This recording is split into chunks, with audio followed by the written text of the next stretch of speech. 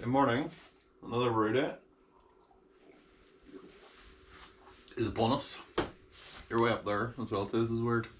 Normally it's down there, but I thought I'd change the angle this time. So yeah, it's another brew day. This is gonna be a quick brew day because the rain is forecast for this afternoon. What's that I hear? That's rain outside. Yeah, it's raining now, so it's only light rain.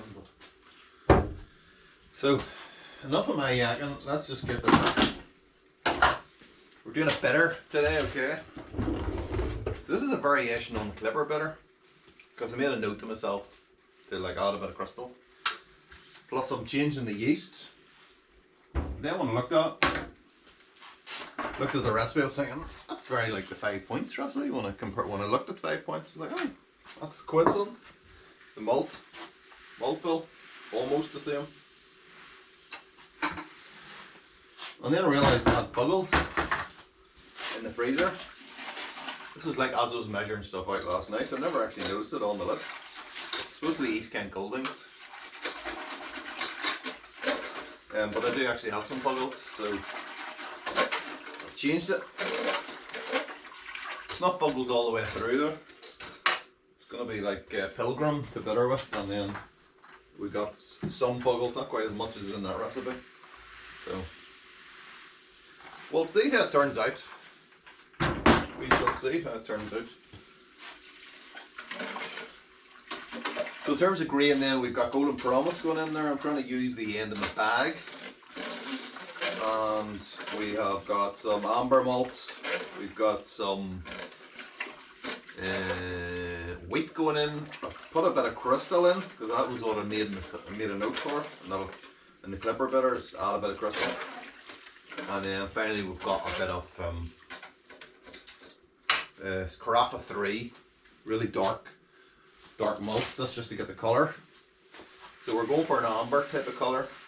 So in ABC that's about somewhere between 16 and 18 I found.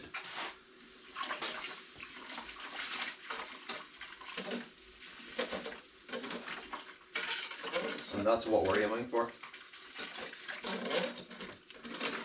And then the yeast we're using 1469.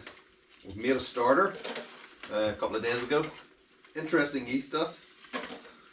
I've noticed it's definitely one that can be top cropped. I don't often get to see the yeast, even the starters, because I usually make them in the fridge or something like that, or in there. I'm never out, but I was in the kind of spare bedroom this time because it's a bit colder these days, and it's kind of where I work from home anyway when I'm there. So I kind of got a close-up view of how it was going a lot of the time. And I noticed that there was definitely two crousings came on. The first crousing, which is just kind of normal, but then there was a second coming almost, which like blew out the top of the flask. So that kind of got me thinking, yeah, this is definitely a top cropper. I'd overbuilt the starter though, to be fair, with the intention of keeping a lot of stuff. So I don't know if I'm going to keep some, chuck a lot in, or maybe I could chuck half in, keep half, and then still top crop it. Maybe. So I don't know. I've already got all that stuff in there already. I mean, probably doing this way too quick.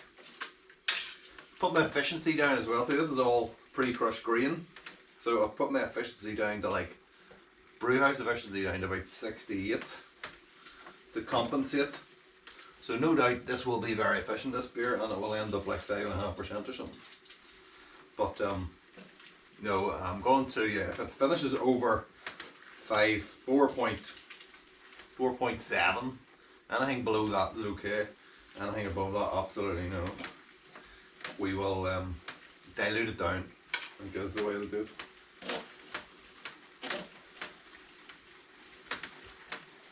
We're going to be fermenting in the stainless steel fermenter as well too. That was another little note I made to myself. I would like to change it up in different variations of the beer, just to see what it does. And I've been doing it in the pressure fermenter at very, very low pressures, but no, it doesn't really work as well.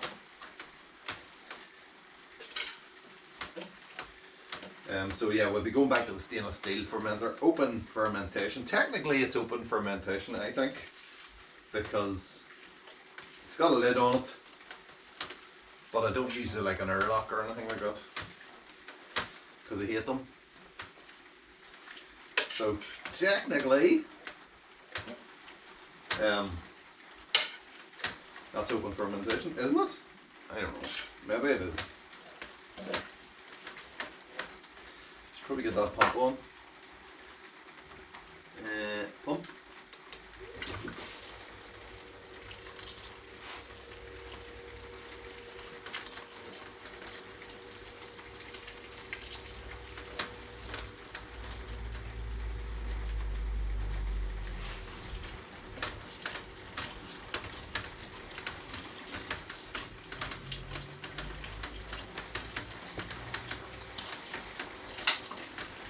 So we're not doing any a mash out. We are sparging. Put this on for 40 minutes this time to mash. 67 degrees as well, so we're mashing a little bit higher. Now I think the yeast is 71% attenuation, I think. But then I've used this yeast before a couple of times. I haven't used it in a long time. Just can't really remember what it's like, but kept saying in the description that it leaves the beer dry, but it's only a 71% attenuation, so I don't really, that seems, hear that rain out there? Great. So yeah, that seems a bit of a contradiction really, isn't it? So yeah, 67 we're going for, just in case. We'll see what it does. The last time I used it was the last year, maybe the end of the year before last. Maybe that's what it was. Can't really remember. Everything's just a bit weird because of COVID.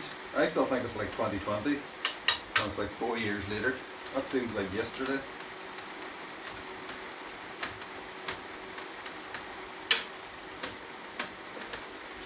And yet it's nearly the end of 2024, nearly 2025, my god. We're living in the future. I'll do alright. Okay, let us tweak the pump, because it will end up sticking to the bottom of the malt pipe if it's too high. Ah, the rain's never far away, is it?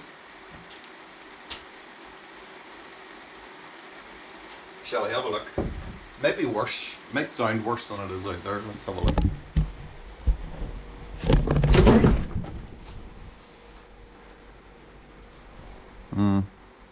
Yeah, it's coming down.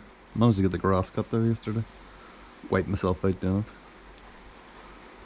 Hopefully that's the last cut. It was supposed to be the last cut 2 weeks ago. Okay. Well, it's not heavy at least. But yeah, could do without that. Okay, I'll see you back here in 40 minutes. Right, there we go. Mash is finished.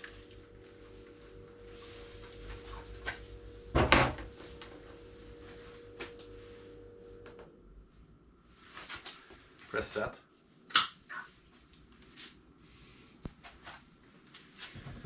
So you haven't thought this far ahead. And bring this closer. That'll be useful.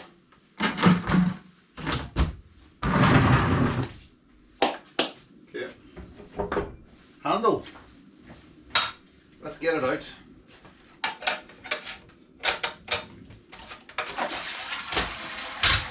Lift, turn. So much easier to do that, I found, than on the Robo Brew.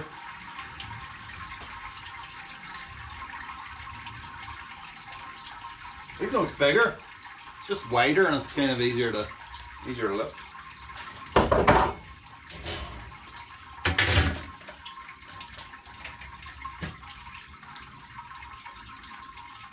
Yeah, that's about 10 litres of sparge water in it. Got a pizza tray, thing from IKEA, whatever that is, something for putting hot plates on. Very useful. I have to say it's very useful, that thing, not just in here but in the kitchen.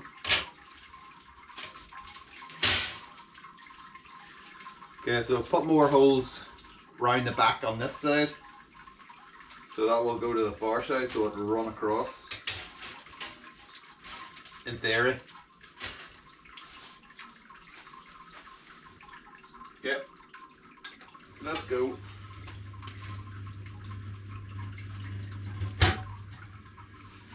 Probably just take that off. The rain has stopped as well too, you'll be glad to hear. Well, I will be glad to hear. I'm starting to think I haven't put enough holes in this. It's not going over the top yet.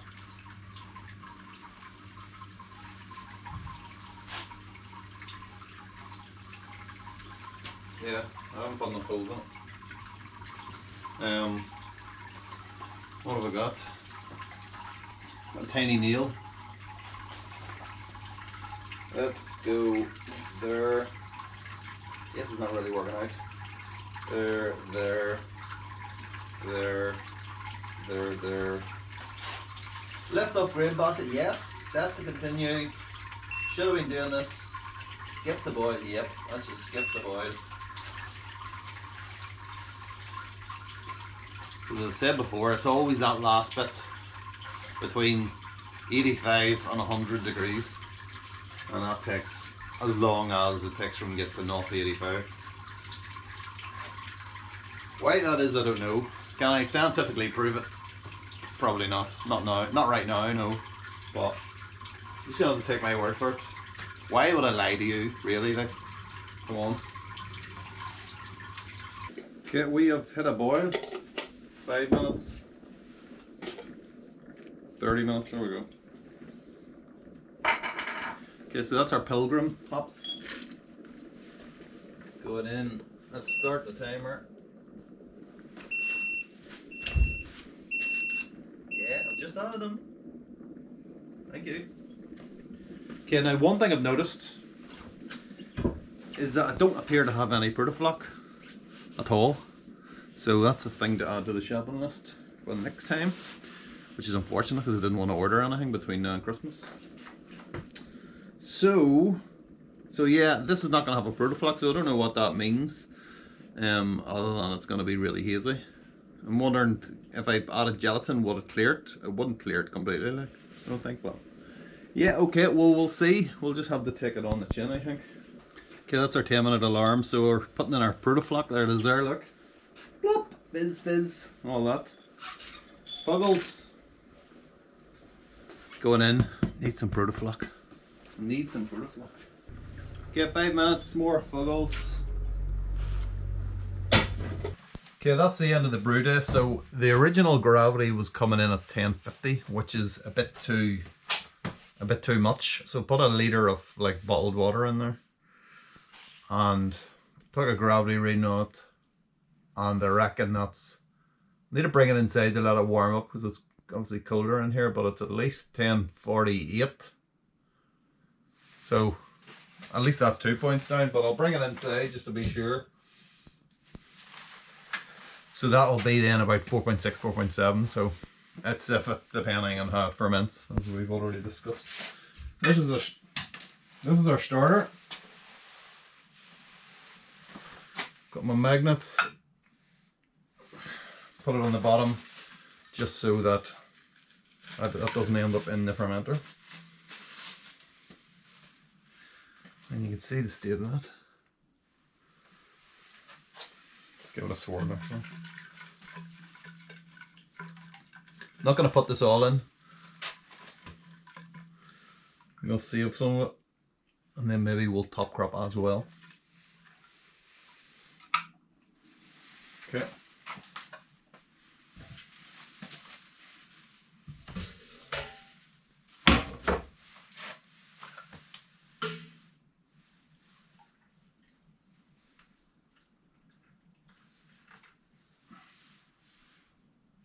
Yeah.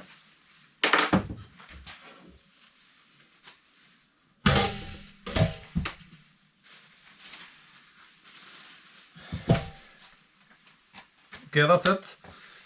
I shall see at the tasting. I've tasted it actually out of the trial jar, and it's tasting quite good already, surprisingly. considering it's like unfermented malt. But maybe that's why it's tasting good. But yeah, we'll see what it's like when you see me back here again. About 5, 4, 3, 2, 1, go. So it is actually quite clear now. This was the one where I didn't have any protofloc on the brew day, so I used a bit of gelatin when I put in the keg to try and clear it, and it seems to be working. I didn't think it would, but it might not go crystal clear, but that's pretty decent. Certainly better looking than a really cloudy bitter, which is not really, I don't really want to drink. A mucky bitter, is that a technical term? I'm not sure. But yeah, it looks good. Colour's spot on. That's amber, isn't it? Definitely amber. Excellent. I'm in the Guinness glass tonight to try and not have it overcarbonated. I don't think it is anyway, to be fair. Been keeping the gas off this, on and off. And then the head, what there is nice and looks quite fluffy, and there's going to be lots of lacing on this, which is the reason we're in the Guinness glass, part of the reason. But yeah, it's looking good. It's looking really good. Excellent. So let's just run through the recipe then one more time, shall we? We have 89% Golden Promise, 3.5% of amber malt. Same again for standard crystal. Standard crystal is 172 EBC, so is that medium crystal? I'm not sure. I think it probably is, or whatever. Just over 3% of Chateau Wheat Blanc. Well, of course, because I use it in pretty much every beer. And then the rest is just the carafa for colour. The hops then, Pilgrim for bittering, and we got Fuggles, the lovely Fuggles going in. 10 minutes, 5 minutes, and then yeah, we got the 1469 Wyeast. Wyeast yeast. It's always a bit of a trip up saying that. Which is the Timothy Taylor yeast, we believe, the landlord yeast that they use. And it's really nice, and I really like it. So, that's it. Let's have one more look at it. Oh yes, it's looking pretty good. Clarity is definitely coming as well. Excellent. Hey, there's not a massive amount of it. When I poured it, there was a big thing, and then it's kind of dying off, but you know what? That's dead on. Oh, the lacing on this is going to be crazy. Okay, I'm going in. I'm going in for a smell. Didn't forget. I got to smell it first. Didn't forget.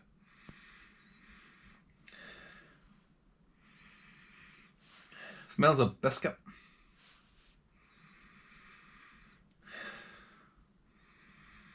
There's a little touch of like fruit, like a hedgerow type of fruit to it. I don't know if that's the crystal, because it was Fuggles in it, wasn't it? Fuggles, which you would normally get that with Bramlin Cross, that type of thing, but very nice.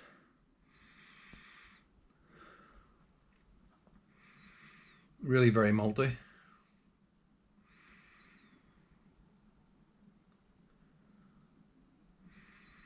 Oh, it smells amazing. It smells good. It smells like a bitter. Should. Sorry, it's not a bitter. This is a pale ale. This is an amber ale. I'm not calling it a bitter, even though that is actually what it is. So this is the culmination of a year's worth of brewing bitters. As I said, before last year, this year, whenever you watch this, before 2024, I only really brewed one a year, really. That was about it. And this year we've done about 10 of them, I think. Refining the recipe, trying to get it right. And this is the culmination. Whew! I mean, look at that. I mean, look at that. On camera, it looks amazing. Excellent. Okay, cheers.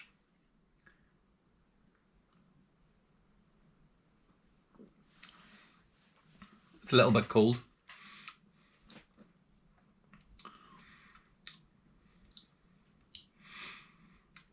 It's very smooth. It's a little bit too cold, to be fair.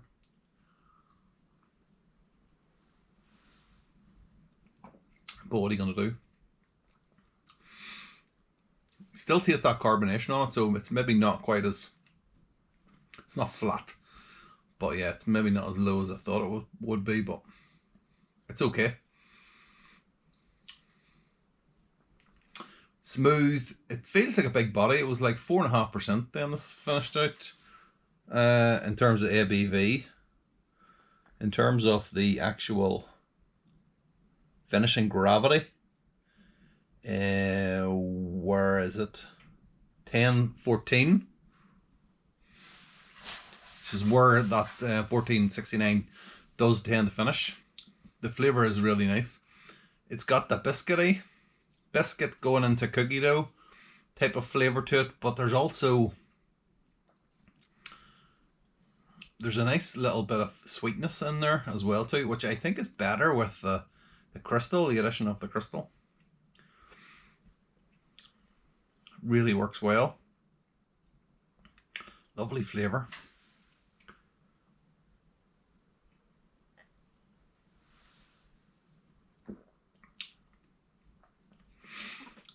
Little bit of a spicy note of the hops, fuggles. Just works perfectly.